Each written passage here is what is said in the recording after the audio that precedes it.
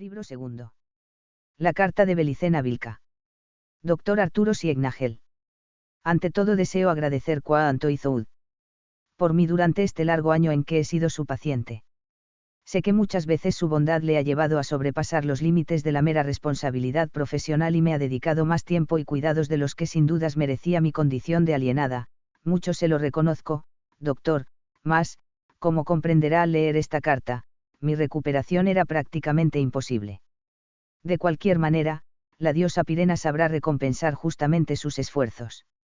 Seguramente, cuando esta carta llegue a sus manos, yo estaré muerta, ellos no perdonan y nosotros no pedimos clemencia. Esta posibilidad no me preocupa, ya que la muerte es, en nuestro caso, solo una ilusión, pero entiendo que para Ud la ausencia será real y por eso he decidido escribirle. Soy consciente de que no me creerá por anticipado y es así que me tomé el atrevimiento de enviarle la presente a su domicilio de Cerrillos. Se preguntará cómo lo hice, sobornando a una enfermera, quien obtuvo la dirección registrada en el fichero administrativo y efectuó el despacho de la correspondencia. Le ruego que olvide la falta de disciplina y no indague la identidad de la enfermera pues, si muero, cosa probable, el miedo le hará cerrar la boca, y, por otra parte, tenga presente que ella solo cumplía con mi última voluntad. Ahora iré al grano, doctor, deseo solicitarle un favor postrero, mas, para ser justa con Ud, antes le pondré en antecedentes de ciertos hechos. Creo que me ayudará, pues una voluntad, más poderosa que nosotros, le ha puesto en mi camino, quizás Ud también busca una respuesta sin saberlo, quizás en esta carta esté esa respuesta. Si esto es así, o si ya se ha hecho Ud consciente del gran engaño, entonces lea con detenimiento lo que sigue pues allí encontrará algunas claves para orientarse en el camino de regreso al origen. He escrito pensando en Ud. Y fui clara hasta donde pude, pero descuento que me comprenderá pues lleva visiblemente plasmado el signo del origen. Comenzaré por informarle que soy de los últimos descendientes de un antiguo linaje portador de un secreto mortal, un secreto que fue guardado por mi familia durante siglos y que corrió peligro de perderse para siempre cuando se produjo la desaparición de mi hijo, Noyo Vilca. Ahora no importa que los golem me asesinen pues el objetivo de mi estrategia está cumplido, conseguí distraerlos tras mis pasos mientras Noyo llevaba a cabo su misión. En verdad, él no fue secuestrado sino que viajó hacia la caverna de Parsifal, en la provincia de Córdoba, para transportar hasta allí la espada sabia de la casa de Tarsis. Y yo partí enseguida, en sentido contrario, con la consigna de cubrir la misión de Noyo desviando sobre mí la persecución de los golem. La sabiduría hiperbórea me ayudó, aunque nada podría hacer al final contra el poder de sus diabólicas drogas, una de las cuales me fue suministrada hábilmente en uno de los viajes que hice a la provincia de Jujuy. Después de eso vino la captura por parte del ejército y la historia que Ud conoce. Pero todo esto lo entenderá con más claridad cuando le revele, como mi legado póstumo, el secreto familiar. El secreto, en síntesis, consiste en lo siguiente: la familia mantuvo oculto, mientras transcurrían 14 generaciones americanas, el instrumento de un antiguo misterio, tal vez del más antiguo misterio de la raza blanca. Tal instrumento permite a los iniciados hiperbóreos conocer el origen extraterrestre de espíritu humano y adquirir la sabiduría suficiente como para regresar a ese origen, abandonando definitivamente el demencial universo de la materia y la energía, de las formas creadas. ¿Cómo llegó a nuestro poder ese instrumento?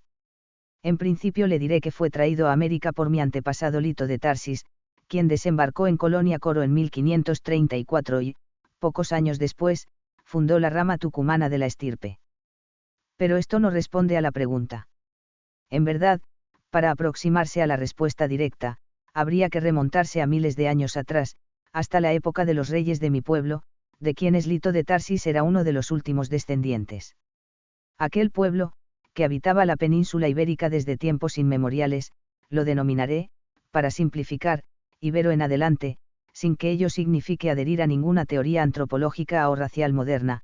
La verdad es que poco se sabe actualmente de los iberos pues todo cuanto a ellos se refería, especialmente a sus costumbres y creencias, fue sistemáticamente destruido u ocultado por nuestros enemigos.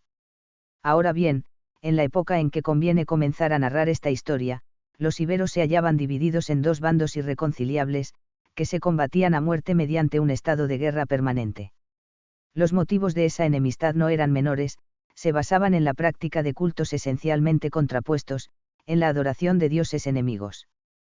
Por lo menos esto era lo que veían los miembros corrientes de los pueblos combatientes.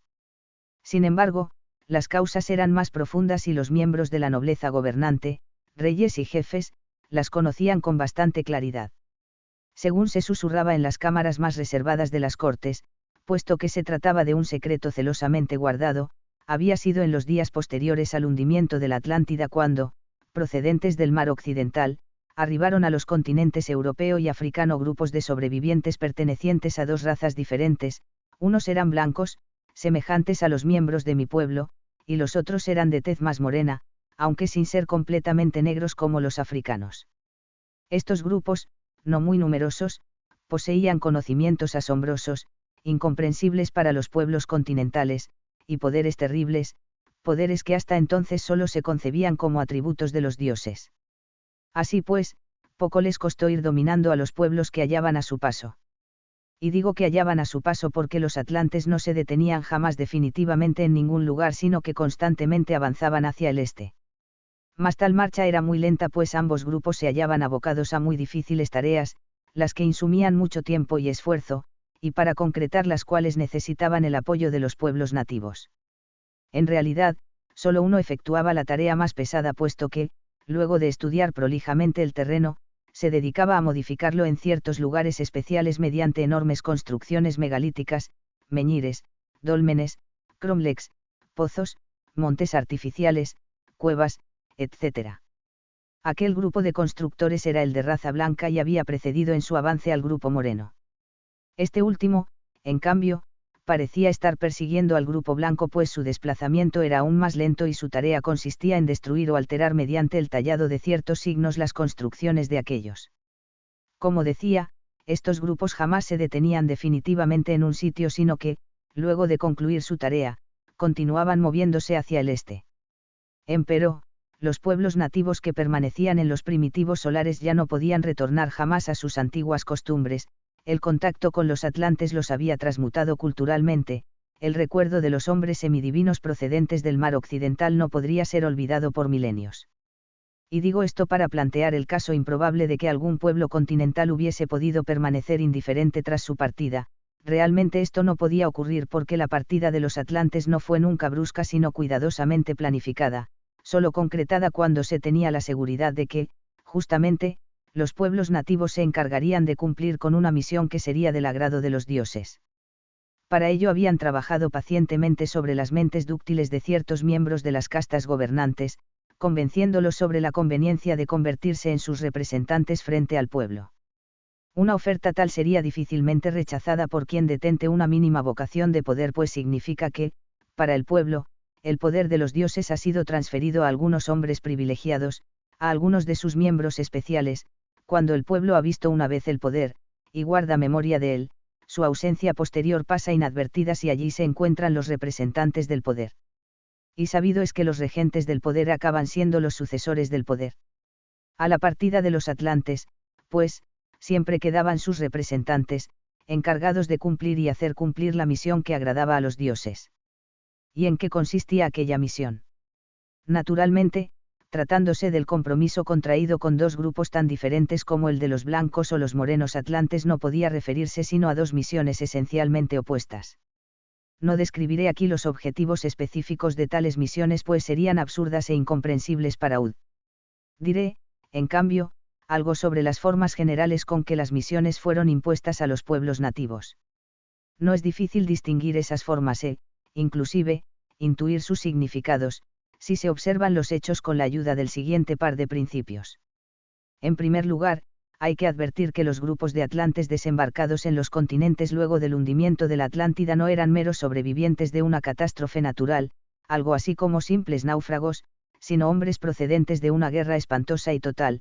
El hundimiento de la Atlántida es, en rigor de la verdad, solo una consecuencia, el final de una etapa en el desarrollo de un conflicto, de una guerra esencial que comenzó mucho antes, en el origen extraterrestre del espíritu humano, y que aún no ha concluido. Aquellos hombres, entonces, actuaban regidos por las leyes de la guerra, no efectuaban ningún movimiento que contradijese los principios de la táctica, que pusiese en peligro la estrategia de la guerra esencial. La guerra esencial es un enfrentamiento de dioses, un conflicto que comenzó en el cielo y luego se extendió a la tierra, involucrando a los hombres en su curso. En el teatro de operaciones de la Atlántida solo se libró una batalla de la guerra esencial, y en el marco de las fuerzas enfrentadas, los grupos de atlantes que he mencionado, el blanco y el moreno, habían intervenido como planificadores o estrategas de su bando respectivo. Es decir, que ellos no habían sido ni los jefes ni los combatientes directos en la batalla de la Atlántida. En la guerra moderna sus funciones serían las propias de los analistas de Estado Mayor, salvo que aquellos analistas no disponían de las elementales computadoras electrónicas programadas con juegos de guerra, como los modernos, sino de un instrumento incomparablemente más perfecto y temible, el cerebro humano especializado hasta el extremo de sus posibilidades. En resumen, cuando se produce el desembarco continental, una fase de la guerra esencial ha terminado, los jefes se han retirado a sus puestos de comando y los combatientes directos, que han sobrevivido al aniquilamiento mutuo, padecen diversa suerte, algunos intentan reagruparse y avanzar hacia una vanguardia que ya no existe, otros creen haber sido abandonados en el frente de batalla, otros huyen en desorden, otros acaban por extraviarse o terminan olvidando la guerra esencial. En resumen, y empleando ahora el lenguaje con que los atlantes blancos hablaban a los pueblos continentales, los dioses habían dejado de manifestarse a los hombres porque los hombres habían fallado una vez más, no resolvieron aquí el conflicto, planteado a escala humana, dejando que el problema regresase al cielo y enfrentase nuevamente a los dioses. Pero los dioses se habían enfrentado por razón del hombre, porque unos dioses querían que el espíritu del hombre regresase a su origen, más allá de las estrellas, mientras que otros pretendían mantenerlo prisionero en el mundo de la materia. Los atlantes blancos estaban con los dioses que querían liberar al hombre del gran engaño de la materia y afirmaban que se había luchado reciamente por alcanzar ese objetivo. Pero el hombre fue débil y defraudó a sus dioses liberadores, permitió que la estrategia enemiga ablandase su voluntad y le mantuviese sujeto a la materia, impidiendo así que la estrategia de los dioses liberadores consiguiese arrancarlo de la tierra. Entonces la batalla de la Atlántida concluyó y los dioses se retiraron a sus moradas, dejando al hombre prisionero de la tierra pues no fue capaz de comprender su miserable situación ni dispuso de fuerzas para vencer en la lucha por la libertad espiritual. Pero ellos no abandonaron al hombre, simplemente, la guerra ya no se libraba en la tierra. Un día, si el hombre voluntariamente reclamaba su lugar en el cielo, los dioses liberadores retornarían con todo su poder y una nueva oportunidad de plantear la batalla sería aprovechada, sería esta vez la batalla final, la última oportunidad antes de que los dioses regresasen definitivamente al origen, más allá de las estrellas. Entre tanto, los combatientes directos por la libertad del espíritu que se reorientasen en el teatro de la guerra, los que recordasen la batalla de la Atlántida, los que despertasen del gran engaño, o los buscadores del origen, deberían librar en la tierra un durísimo combate personal contra las fuerzas demoníacas de la materia, es decir, contra fuerzas enemigas abrumadoramente superiores y vencerlas con voluntad heroica, solo así serían admitidos en el cuartel general de los dioses. En síntesis, según los atlantes blancos, una fase de la guerra esencial había finalizado, los dioses se retiraron a sus moradas y los combatientes estaban dispersos, pero los dioses volverían, lo probaban las presencias atlantes allí, construyendo y preparando la tierra para la batalla final. En la Atlántida, los atlantes morenos fueron sacerdotes que propiciaban un culto a los dioses traidores al espíritu del hombre. Los atlantes blancos, por el contrario, pertenecían a una casta de constructores guerreros, o guerreros sabios, que combatían en el bando de los dioses liberadores del espíritu del hombre, junto a las castas noble y guerrera de los hombres rojos y amarillos, quienes nutrieron las filas de los combatientes directos. Por eso los atlantes morenos intentaban destruir sus obras, porque adoraban a las potencias de la materia y obedecían el designio con que los dioses traidores encadenaron el espíritu a la naturaleza animal del hombre. Los atlantes blancos provenían de la raza que la moderna antropología denomina de Cro-Magnon. Unos 30.000 años antes, los dioses liberadores, que por entonces gobernaban la Atlántida, habían encomendado a esta raza una misión de principio, un encargo cuyo cumplimiento demostraría su valor y les abriría las puertas de la sabiduría. Debían expandirse por todo el mundo y exterminar al animal hombre, al homínido primitivo de la tierra que solo poseía cuerpo y alma, pero carecía de espíritu eterno, es decir, a la raza que la antropología ha bautizado como de Neandertal, hoy extinguida. Los hombres de Cro-Magnon cumplieron con tal eficiencia esa tarea, que fueron recompensados por los dioses liberadores con la autorización para reagruparse y habitar en la Atlántida. Allí adquirieron posteriormente el magisterio de la piedra y fueron conocidos como guardianes de la sabiduría lítica y hombres de piedra. Así, cuando digo que pertenecían a una casta de constructores guerreros, ha de entenderse constructores en piedra, guerreros sabios en la sabiduría lítica. Y esta aclaración es importante porque en su ciencia solo se trabajaba con piedra, vale decir, tanto las herramientas, como los materiales de su ciencia, consistían en piedra pura, con exclusión explícita de los metales. Los metales, explicarían luego a los iberos, representaban a las potencias de la materia y debían ser cuidadosamente evitados o manipulados con mucha cautela. Al transmitir la idea de que la esencia del metal era demoníaca, los atlantes blancos buscaban evidentemente infundir un tabú en los pueblos aliados, tabú que, por lo menos en caso del hierro, se mantuvo durante varios miles de años. Inversamente los atlantes morenos, sin dudas por su particular relación con las potencias de la materia, estimulaban a los pueblos que les eran adictos a practicar la metalurgia y la orfebrería, sin restricciones hacia ningún metal. Y este es el segundo principio que hay que tener presente, Dr. Arturo Sieg-Nagel. Los atlantes blancos encomendaron a los iberos que los habían apoyado en las construcciones megalíticas una misión que puede resumirse en la siguiente forma: proteger las construcciones megalíticas y luchar a muerte contra los aliados de los atlantes morenos. Estos últimos, por su parte, propusieron a los iberos que los secundaban una misión que podría formularse así: destruir las construcciones megalíticas, si ello no fuese posible, modificar las formas de las piedras hasta neutralizar las funciones de los conjuntos, si ello no fuese posible, grabar en las piedras los signos arquetípicos de la materia correspondientes con la función a neutralizar, si ello no fuese posible, distorsionar al menos el significado bélico de la construcción, convirtiéndola en monumento funerario, etc., y combatir a muerte a los aliados de los atlantes blancos.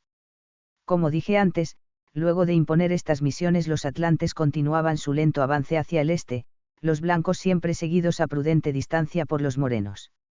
Es por eso que los morenos tardaron miles de años en alcanzar Egipto, donde se asentaron e impulsaron una civilización que duró otros tantos miles de años y en la cual oficiaron nuevamente como sacerdotes de las potencias de la materia. Los atlantes blancos, en tanto, siguieron siempre hacia el este, atravesando Europa y Asia por una ancha franja que limitaba en el norte con las regiones árticas, y desapareciendo misteriosamente al fin de la prehistoria. Sin embargo, tras de su paso, belicosos pueblos blancos se levantaron sin cesar, aportando lo mejor de sus tradiciones guerreras y espirituales a la historia de Occidente. ¿Mas a dónde se dirigían los atlantes blancos? A la ciudad de Ctagar o Agartha, un sitio que, conforme a las revelaciones hechas a mi pueblo, era el refugio de algunos de los dioses liberadores, los que aún permanecían en la tierra aguardando la llegada de los últimos combatientes.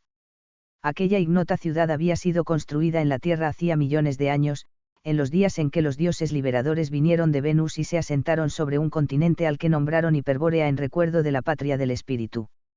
En verdad, los dioses liberadores afirmaban provenir de Hiperbórea, un mundo increado, es decir, no creado por el dios creador, existente más allá del origen. Al origen lo denominaban Thule y, según ellos, Hiperbórea significaba patria del espíritu. Había, así, una Hiperbórea original y una Hiperbórea terrestre, y un centro isotrópico Thule, asiento del Graal, que reflejaba al origen y que era tan inubicable como este. Toda la sabiduría espiritual de la Atlántida era una herencia de Hiperbórea y por eso los atlantes blancos se llamaban a sí mismos iniciados hiperbóreos. La mítica ciudad de Katigara o Katigara, que figura en todos los mapas anteriores al descubrimiento de América situada cerca de China, no es otra que Ctagar, la morada de los dioses liberadores, en la que solo se permite entrar a los iniciados hiperbóreos o guerreros sabios, vale decir, a los iniciados en el misterio de la sangre pura. Finalmente, los atlantes partieron de la península ibérica. Como se aseguraron que las misiones impuestas a los pueblos nativos serían cumplidas en su ausencia. Mediante la celebración de un pacto con aquellos miembros del pueblo que iban a representar el poder de los dioses, un pacto que de no ser cumplido arriesgaba algo más que la muerte de la vida, los colaboradores de los atlantes morenos ponían en juego la inmortalidad del alma, en tanto que los seguidores de los atlantes blancos respondían con la eternidad del espíritu. Pero ambas misiones, tal como dije, eran esencialmente diferentes, y los acuerdos en que se fundaban, naturalmente, también lo eran, el de los atlantes blancos fue un pacto de sangre, mientras que el de los atlantes morenos consistió en un pacto cultural. Evidentemente, Dr. Signagel, esta carta será extensa y tendré que escribirla en varios días. Mañana continuaré en el punto suspendido del relato, y haré un breve paréntesis para examinar los dos pactos, es necesario, pues de allí surgirán las claves que le permitirán interpretar mi propia historia. Segundo día. Comenzaré por el pacto de sangre. El mismo significa que los atlantes blancos mezclaron su sangre con los representantes de los pueblos nativos, que también eran de raza blanca, generando las primeras dinastías de reyes guerreros de origen divino, lo eran, afirmarían luego, porque descendían de los atlantes blancos, quienes a su vez sostenían ser hijos de los dioses.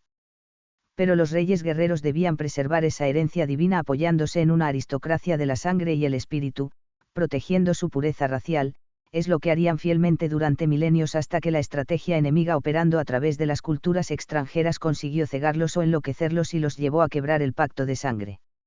Y aquella falta al compromiso con los hijos de los dioses fue, como Ud verá enseguida doctor, causa de grandes males.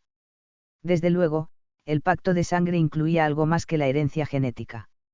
En primer lugar estaba la promesa de la sabiduría, los atlantes blancos habían asegurado a sus descendientes, y futuros representantes, que la lealtad a la misión sería recompensada por los dioses liberadores con la más alta sabiduría, aquella que permitía al espíritu regresar al origen, más allá de las estrellas. Vale decir, que los reyes guerreros, y los miembros de la aristocracia de la sangre, se convertirían también en guerreros sabios, en hombres de piedra, como los atlantes blancos, con solo cumplir la misión y respetar el pacto de sangre. Por el contrario, el olvido de la misión o la traición al pacto de sangre traerían graves consecuencias, no se trataba de un castigo de los dioses ni de nada semejante, sino de perder la eternidad, es decir, de una caída espiritual irreversible, más terrible aún que la que había encadenado el espíritu a la materia. Los dioses liberadores, según la particular descripción que los atlantes blancos hacían a los pueblos nativos, no perdonaban ni castigaban por sus actos, ni siquiera juzgaban pues estaban más allá de toda ley, sus miradas solo reparaban en el espíritu del hombre, o en lo que había en el de espiritual, en su voluntad de abandonar la materia, quienes amaban la creación, quienes deseaban permanecer sujetos al dolor y al sufrimiento de la vida animal, aquellos que, por sostener estas ilusiones u otras similares, olvidaban la misión o traicionaban el pacto de sangre, no afrontarían ningún castigo, solo era segura la pérdida de la eternidad a menos que se considerase un castigo la implacable indiferencia que los dioses liberadores exhiben hacia todos los traidores. Con respecto a la sabiduría, los pueblos nativos recibían en todos los casos una prueba directa de que podían adquirir un conocimiento superior, una evidencia concreta que hablaba más que las incomprensibles artes empleadas en las construcciones megalíticas, y esta prueba innegable, que situaba a los pueblos nativos por encima de cualquier otro que no hubiese hecho tratos con los atlantes, consistía en la comprensión de la agricultura y de la forma de domesticar y gobernar a las poblaciones. Animales útiles al hombre. En efecto, a la partida de los atlantes blancos, los pueblos nativos contaban para sostenerse en su sitio, y cumplir la misión, con la poderosa ayuda de la agricultura y de la ganadería, sin importar que hubiesen sido antes, recolectores, cazadores o simples guerreros saqueadores. El cercado mágico de los campos, y el trazado de las ciudades amuralladas, debía realizarse en la tierra por medio de un arado de piedra que los atlantes blancos legaban a los pueblos nativos para tal efecto. Se trataba de un instrumento lítico diseñado y construido por ellos, del que no tenían que desprenderse nunca y al que solo emplearían para fundar los sectores agrícolas y urbanos en la tierra ocupada. Naturalmente, esta era una prueba de la sabiduría pero no la sabiduría en sí. Y que de la sabiduría, cuando se obtendría el conocimiento que permitía al espíritu viajar más allá de las estrellas. Individualmente dependía de la voluntad puesta en regresar al origen y de la orientación con que esa voluntad se dirigiese hacia el origen. Cada uno podría irse en cualquier momento y desde cualquier lugar si adquiría la sabiduría procedente de la voluntad de regresar y de la orientación hacia el origen. El combate contra las potencias de la materia tendría que ser resuelto, en este caso, personalmente, ello constituiría una hazaña del espíritu y sería tenido en alta estima por los dioses liberadores. Colectivamente, en cambio, la sabiduría de la liberación del espíritu, la que haría posible la partida de todos los guerreros sabios hacia Ktagari, desde allí, hacia el origen, solo se obtendría cuando el teatro de operaciones de la guerra esencial se trasladase nuevamente a la Tierra.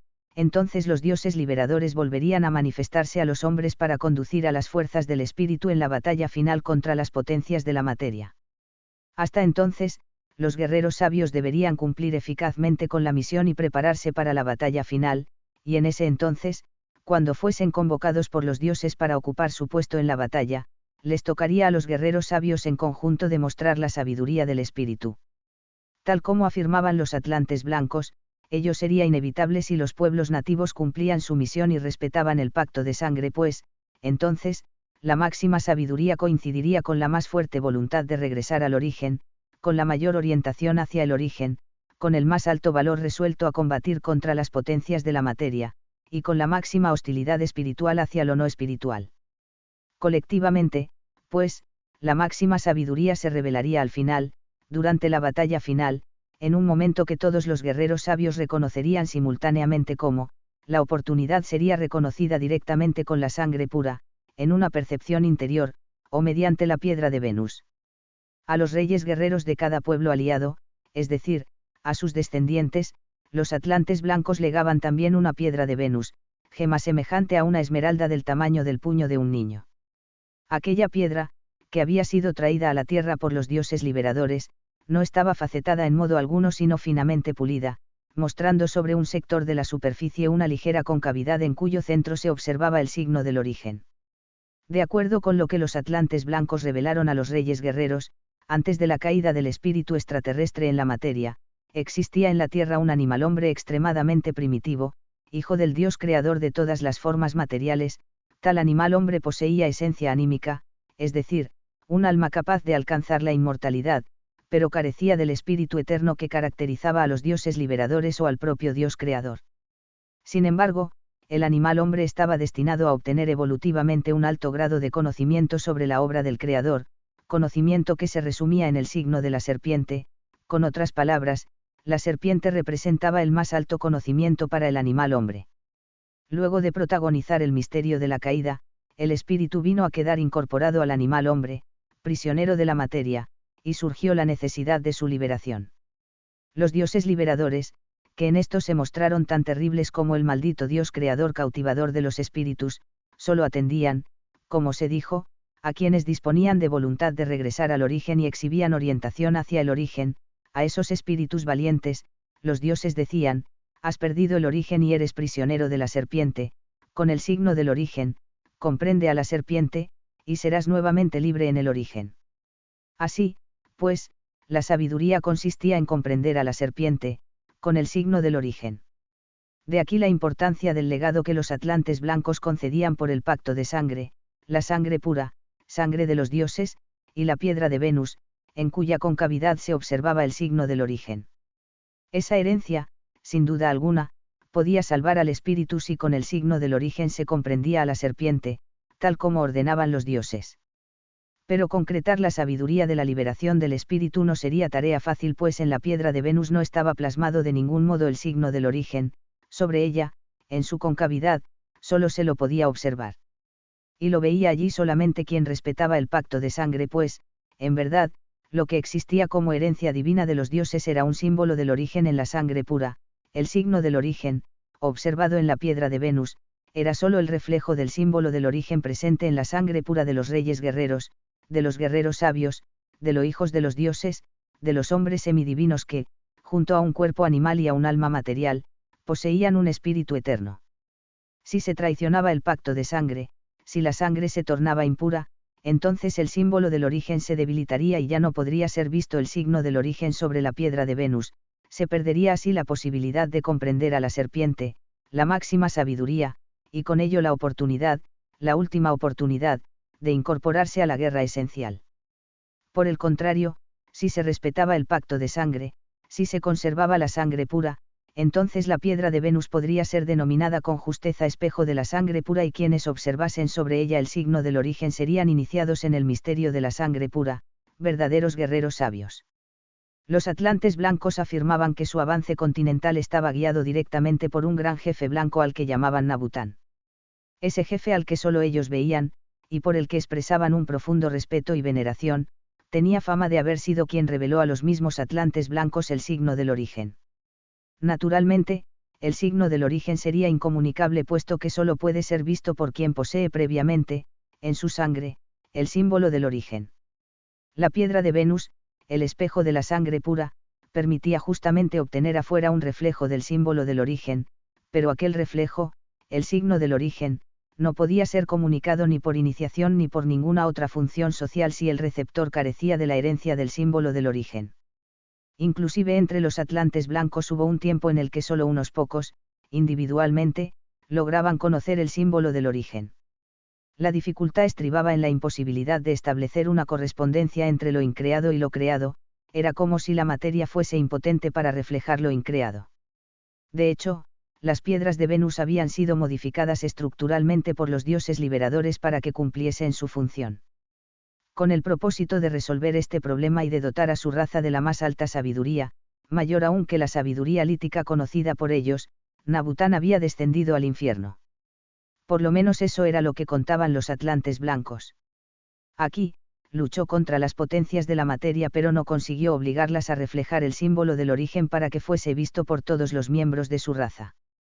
Al parecer fue Fría, su divina esposa, quien resolvió el problema, pudo expresar el signo del origen mediante la danza.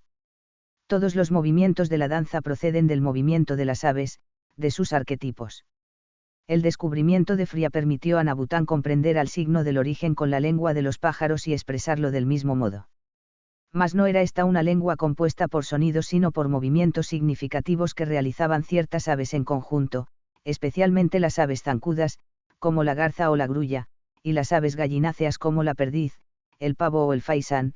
Según Nabután, para comprender al signo del origen se requerían exactamente 13 más 3 brunas, es decir, un alfabeto de 16 signos denominados brunas o varunas. Gracias a Nabután y Fría, los atlantes blancos eran arúspices, de ave espicere, vale decir, estaban dotados para comprender el signo del origen observando el vuelo de las aves. La lengua de los pájaros representaba, para ellos, una victoria racial del espíritu contra las potencias de la materia. Así se sintetizaría la sabiduría de Nabután: quien comprendiese el alfabeto de 16 brunas comprendería la lengua de los pájaros. Quien comprendiese la lengua de los pájaros comprendería el signo del origen. Quien comprendiese el signo del origen comprendería a la serpiente. Y quien comprendiese a la serpiente, con el signo del origen, podría ser libre en el origen. Es claro que los atlantes blancos no confiaban en la perdurabilidad de la lengua de los pájaros, la que, a pesar de todo, transmitían a sus descendientes del pacto de sangre. Preveían que, de triunfar el pacto cultural de los atlantes morenos, la lengua sagrada pronto sería olvidada por los hombres. En ese caso, la única garantía de que al menos alguien individualmente consiguiese ver el signo del origen, estaría constituida por la piedra de Venus. Con gran acierto, basaron en ella el éxito de la misión. Así, cuando los atlantes blancos se despidieron de mis antepasados, Dr. Siegnagel, les sugirieron un modo adecuado para asegurar el cumplimiento de la misión. Ante todo se debería respetar sin excepciones el pacto de sangre y mantener, para ello, una aristocracia de la sangre pura.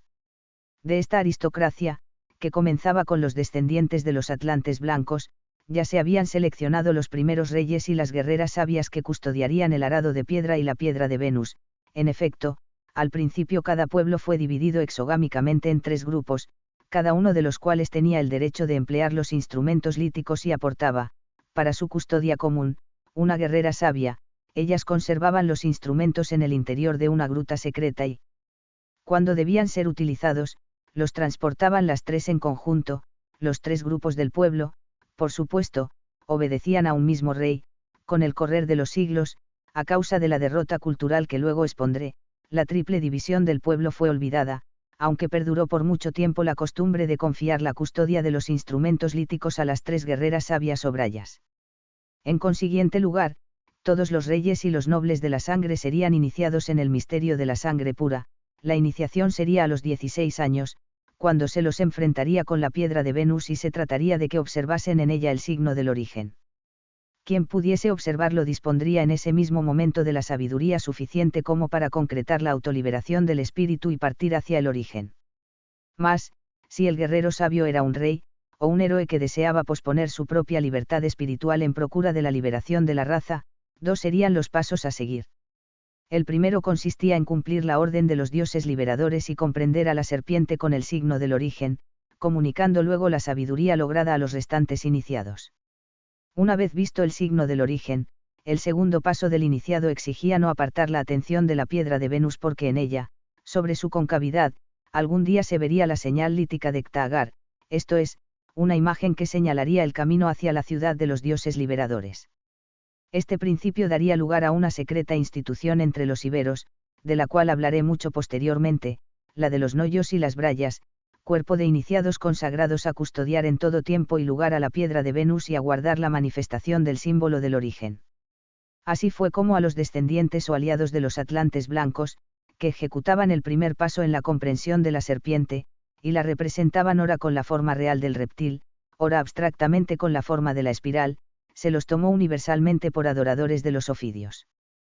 Tal confusión fue empleada malignamente para adjudicar a los guerreros sabios toda suerte de actos e intenciones tenebrosas. Con ese propósito el enemigo asoció la serpiente a las ideas que más temor o repugnancia causaban en los pueblos ignorantes de la tierra, la noche, la luna, las fuerzas demoníacas, todo lo que es reptante o subterráneo, lo oculto, etc. De ese modo, mediante una vulgarización calumniosa y malintencionada de sus actos, ya que nadie salvo los iniciados conocían la existencia de la piedra de Venus y del signo del origen, se consiguió culpar a los guerreros sabios de magia negra, es decir, de las artes mágicas más groseras, aquellas que se practican con el concurso de las pasiones del cuerpo y del alma. Curiosa paradoja. Los iniciados en el misterio de la sangre pura acusados de magia negra y humanidad. Justamente ellos que, por comprender a la serpiente, símbolo total del conocimiento humano, estaban fuera de lo humano. Tercer día. El pacto cultural sobre el que los atlantes morenos basaban sus alianzas, por su parte, era esencialmente diferente del pacto de sangre. Aquel acuerdo se fundaba en el sostén perpetuo de un culto. Más claramente, el fundamento de la alianza consistía en la fidelidad indeclinable a un culto revelado por los atlantes morenos. El culto exigía la adoración incondicional de los miembros del pueblo nativo a un dios y el cumplimiento de su voluntad, la que se manifestaría a través de sus representantes, la casta sacerdotal formada e instruida por los atlantes morenos. No debe interpretarse con esto que los atlantes morenos iniciaban a los pueblos nativos en el culto de su propio dios, pues ellos afirmaban ser la expresión terrestre de Dios, que era el Dios creador del universo. Ellos, decían, eran consubstanciales con Dios y tenían un alto propósito que cumplir sobre la tierra. Además de destruir la obra de los atlantes blancos, su propia misión consistía en levantar una gran civilización de la cual saldría, al final de los tiempos, un pueblo elegido de Dios. También consubstancial con este, al cual le sería dado reinar sobre todos los pueblos de la tierra, ciertos ángeles, a quienes los malditos atlantes blancos denominaban dioses traidores al espíritu, apoyarían entonces al pueblo elegido con todo su poder, pero estaba escrito que aquella sinarquía no podría concretarse sin expulsar de la tierra a los enemigos de la creación, a quienes osaban descubrir a los hombres los planes de Dios para que éstos se rebelasen y apartasen de sus designios. Sobrevendría entonces la batalla final entre los hijos de la luz y los hijos de las tinieblas, vale decir, entre quienes adorasen al Dios creador con el corazón y quienes comprendiesen a la serpiente con la mente. Resumiendo, los atlantes morenos, que eran la expresión de Dios, no se proponían a sí mismos como objeto del culto ni exponían a los pueblos nativos su concepción de Dios, la cual se reduciría a una autovisión que el Dios creador experimentaría desde su manifestación en los atlantes morenos. En cambio, revelaban a los pueblos nativos el nombre y el aspecto de algunos dioses celestiales, que no eran sino rostros del Dios creador, otras manifestaciones de él en el cielo, los astros del firmamento, y todo cuerpo celeste visible o invisible, expresaban a estos dioses. Según la particular psicología de cada pueblo nativo sería, pues, el Dios revelado.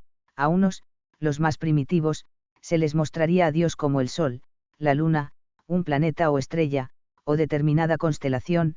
A otros, más evolucionados, se les diría que en tal o cual astro residía el Dios de sus cultos.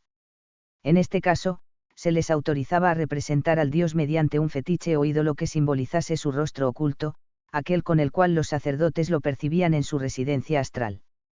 Sea como fuere, que Dios fuese un astro, que existiese tras un astro, que se manifestase en el mundo circundante, en la creación entera, en los atlantes morenos, o en cualquier otra casta sacerdotal, el materialismo de semejante concepción es evidente, a poco que se profundice en ello se hará patente la materia, puesta siempre como extremo real de la creación de Dios, cuando no como la substancia misma de Dios, constituyendo la referencia natural de los dioses, el soporte esencial de la existencia divina. Es indudable que los atlantes morenos adoraban a las potencias de la materia, pues todo lo sagrado para ellos, aquello por ejemplo que señalaban a los pueblos nativos en el culto, se fundaba en la materia. En efecto, la santidad que se obtenía por la práctica sacerdotal procedía de una inexorable santificación del cuerpo y de los cuerpos. Y el poder consecuente, demostrativo de la superioridad sacerdotal, consistía en el dominio de las fuerzas de la naturaleza o, en última instancia, de toda fuerza. Mas, las fuerzas no eran sino manifestaciones de los dioses, las fuerzas emergían de la materia o se dirigían a ella, y su formalización era equivalente a su deificación. Esto es, el viento, el fuego, el trueno, la luz, no podían ser sino dioses o la voluntad de dioses, el dominio de las fuerzas era, así, una comunión con los dioses. Y por eso la más alta santidad sacerdotal, la que se demostraba por el dominio del alma, fuese ésta concebida como cuerpo o como fuerza, significaba también la más abyecta sumisión a las potencias de la materia. El movimiento de los astros denotaba el acto de los dioses, los planes divinos se desarrollaban con tales movimientos en los que cada ritmo, periodo, o ciclo, tenían un significado decisivo para la vida humana. Por lo tanto, los atlantes morenos divinizaban el tiempo bajo la forma de los ciclos astrales o naturales y transmitían a los pueblos nativos la creencia en las eras o grandes años. Durante un gran año se concretaba una parte del plan que los dioses habían trazado para el hombre, su destino terrestre. El último gran año, que duraría unos 26.000 años solares, habría comenzado miles de años antes, cuando el cisne del cielo se aproximó a la tierra y los hombres de la Atlántida vieron descender al dios Anat, venía para ser el rey del mundo enviado por el dios Soltón, el padre de los hombres, aquel que es hijo del dios Perrosin.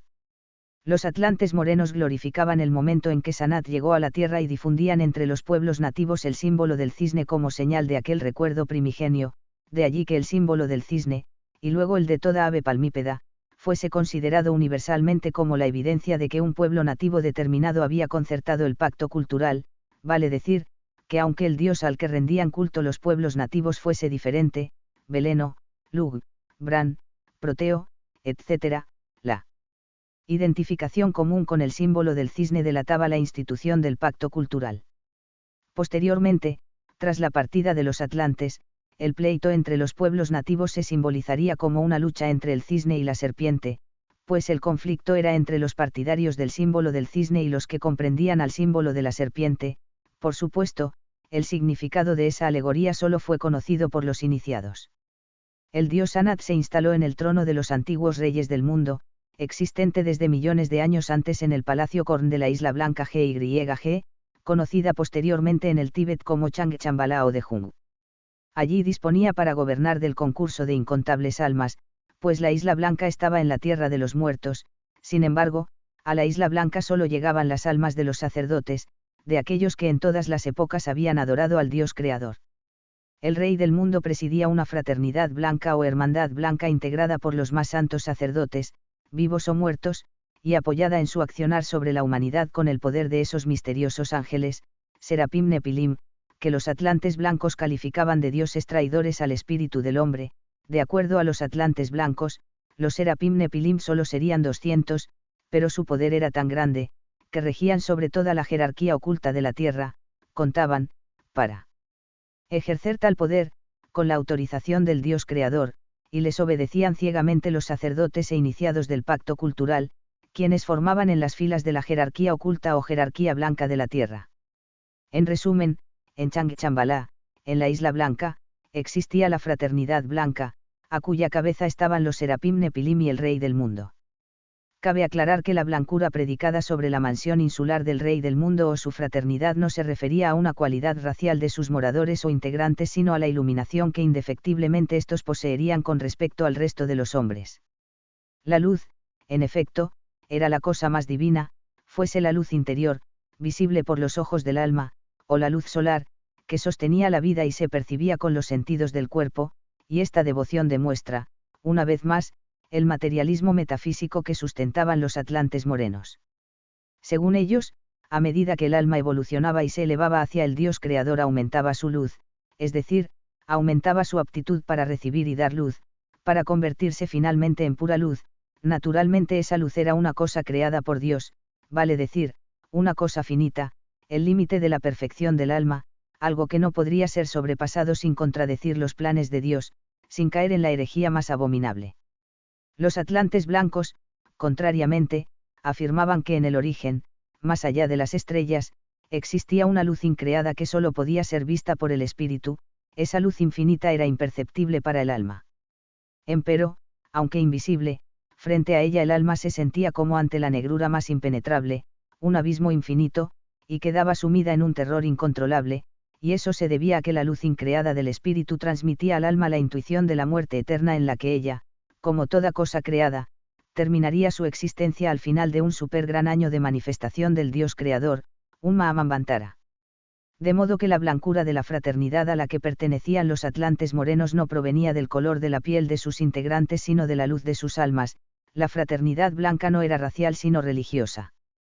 Sus filas se nutrían solo de sacerdotes iniciados, quienes ocupaban siempre un justo lugar de acuerdo a su devoción y obediencia a los dioses. La sangre de los vivos tenía para ellos un valor relativo, si con su pureza se mantenía cohesionado al pueblo nativo aliado entonces habría que conservarla, mas, si la protección del culto requería del mestizaje con otro pueblo, podría degradarse sin problemas.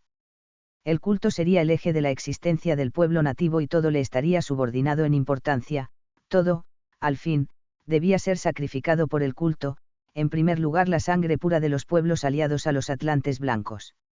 Era parte de la misión, una obligación del pacto cultural, la sangre pura derramada alegraba a los dioses y ellos reclamaban su ofrenda. Por eso los sacerdotes iniciados debían ser sacrificadores de la sangre pura, debían exterminar a los guerreros sabios o destruir su herencia genética, debían neutralizar el pacto de sangre. Hasta aquí he descrito las principales características de los dos pactos. No pude evitar el empleo de conceptos oscuros o poco habituales, pero tendrá que comprender, estimado doctor, que carezco del tiempo necesario para entrar en mayores detalles. Sin embargo, antes de continuar con la historia de mi pueblo y mi familia, haré un comentario sobre las consecuencias que las alianzas con los atlantes trajeron a los pueblos nativos. Si en algo descollaron en la historia las castas sacerdotales formadas por los atlantes morenos, aparte de su fanatismo y crueldad, fue en el arte del engaño. Hicieron, literalmente, cualquier sacrificio si éste contribuía a la preservación del culto, el cumplimiento de la misión, ese alto propósito que satisfacía la voluntad de los dioses, justificaba todos los medios empleados y los convirtió en maestros del engaño. Y entonces no debe extrañar que muchas veces simulasen ser reyes, o se escudasen detrás de reyes y nobles, si ello favorecía sus planes, pero esto no puede confundir a nadie, reyes, nobles o señores, si sus actos apuntaban a mantener un culto, si profesaban devota sumisión a los dioses de la materia, si derramaban la sangre pura o procuraban degradarla, si perseguían a los sabios o afirmaban la herejía de la sabiduría, indudablemente se trataba de sacerdotes camuflados, aunque sus funciones sociales aparentasen lo contrario.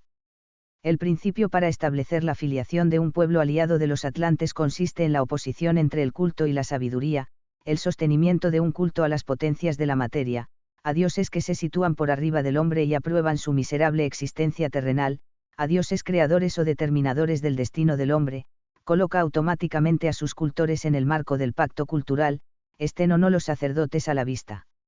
Opuestamente, los dioses de los atlantes blancos no requerían ni culto ni sacerdotes, hablaban directamente en la sangre pura de los guerreros, y estos, justamente por escuchar sus voces, se tornaban sabios. Ellos no habían venido para conformar al hombre en su despreciable condición de esclavo en la tierra, sino para incitar al espíritu humano a la rebelión contra el Dios creador de la prisión material y a recuperar la libertad absoluta en el origen, más allá de las estrellas. Aquí sería siempre un siervo de la carne, un condenado al dolor y al sufrimiento de la vida, allí sería el Dios que antes había sido, tan poderoso como todos. Y, desde luego, no habría paz para el espíritu mientras no concretase el regreso al origen, en tanto no reconquistase la libertad original, el espíritu era extranjero en la tierra y prisionero de la tierra, salvo aquel que estuviese dormido, confundido en un extravío extremo, hechizado por la ilusión del gran engaño, en la tierra el espíritu solo podría manifestarse perpetuamente en guerra contra las potencias de la materia que lo retenían prisionero. Sí, la paz estaba en el origen, aquí solo podría haber guerra para el espíritu despierto, es decir, para el espíritu sabio, y la sabiduría solo podría ser opuesta a todo culto que obligase al hombre a ponerse de rodillas frente a un dios. Los dioses liberadores jamás hablaban de paz sino de guerra y estrategia, y entonces la estrategia consistía en mantenerse en estado de alerta y conservar el sitio acordado con los atlantes blancos, hasta el día en que el teatro de operaciones de la guerra esencial se trasladase nuevamente a la Tierra. Y esto no era la paz sino la preparación para la guerra. Pero cumplir con la misión, con el pacto de sangre, mantener al pueblo en estado de alerta, exigía cierta técnica, un modo de vida especial que les permitiese vivir como extranjeros en la tierra. Los atlantes blancos habían transferido a los pueblos nativos un modo de vida semejante, muchas de cuyas pautas serían actualmente incomprensibles. Empero, trataré de exponer los principios más evidentes en que se basaba para conseguir los objetivos propuestos. Sencillamente, se trataba de tres conceptos: el principio de la ocupación, el principio del cerco, y el principio de la muralla, tres conceptos complementados por aquel legado de la sabiduría atlante que eran la agricultura y la ganadería. En primer lugar, los pueblos aliados de los atlantes blancos no deberían olvidar nunca el principio de la ocupación del territorio y tendrían que prescindir definitivamente del principio de la propiedad de la tierra, sustentado por los partidarios de los atlantes morenos. Con otras palabras, la tierra habitada era tierra ocupada, no tierra propia. ¿Ocupada a quién? Al enemigo, a las potencias de la materia. La convicción de esta distinción principal bastaría para mantener el estado de alerta, porque el pueblo ocupante era así consciente de que el enemigo intentaría recuperar el territorio por cualquier medio, bajo la forma de los pueblos nativos aliados a los atlantes morenos, como otro pueblo invasor o como adversidad de las fuerzas de la naturaleza.